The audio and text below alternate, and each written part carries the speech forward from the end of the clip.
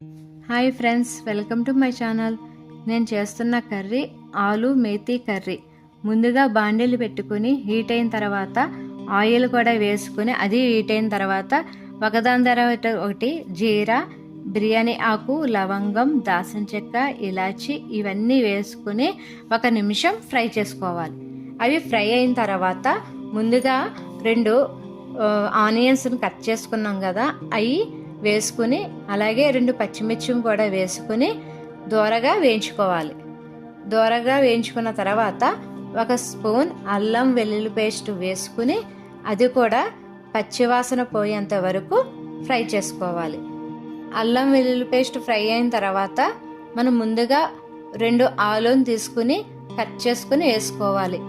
అవి కూడా కొంచెం ఫ్రై అయిన తర్వాత మూత పెట్టుకోవాలి.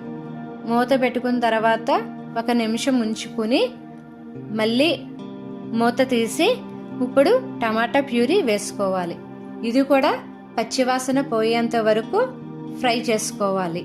ఆ తర్వాత పసుపు, ఉప్పు వేసుకుని కలుపుకోవాలి.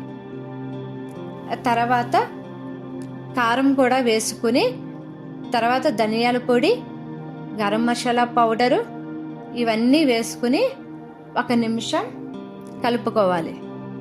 కలుపుకున్న తర్వాత మనం ముందుగా కట్ చేసి పెట్టుకున్న మేతి ఆకుని కూడా వేసుకుని 1 నిమిషం ఫ్రై చేసుకోవాలి.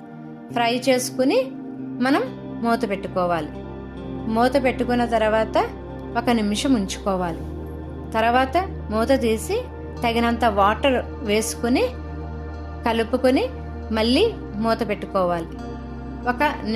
10 మినిట్స్ వరకు అలాగా ఉడికించుకోవాలి. 10 మినిట్స్ వరకు ఉడికించిన తర్వాత మూత తీసి చూస్తే అది కర్రీ దగ్గర పడుతుంది. దగ్గర అయ్యే వరకు ఉడికించుకుని అప్పుడు మనం స్టవ్ ఆపుకుని సర్వింగ్ బౌల్లో తీసుకుని మనం దీన్ని చపాతీ కానీ రోటీతో కానీ తింటే చాలా బాగుంటుంది.